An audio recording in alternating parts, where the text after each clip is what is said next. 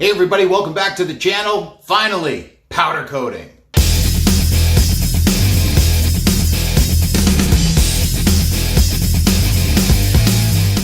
Hey everyone, welcome back to the channel. Well, we're finally up to the powder coating stage of the 1951 Murray sad-faced pedal car.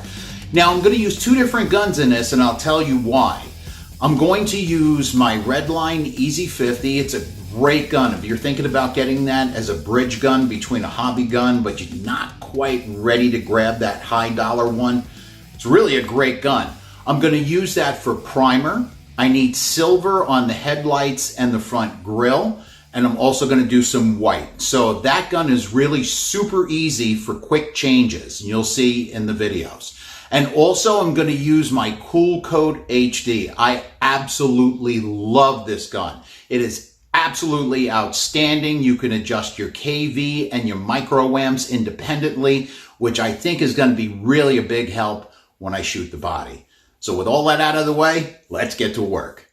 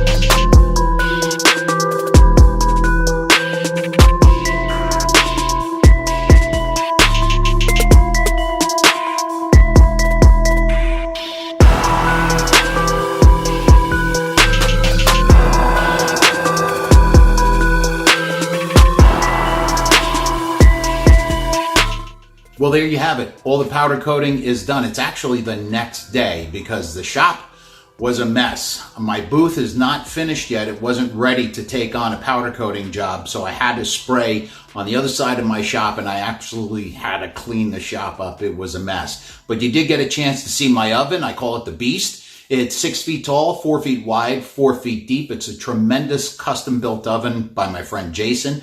It's fantastic. The colors I used in the powder coating, I used Zinc Primer from Prismatic Powders, really red for the body and all of the red parts, also from Prismatic Powders.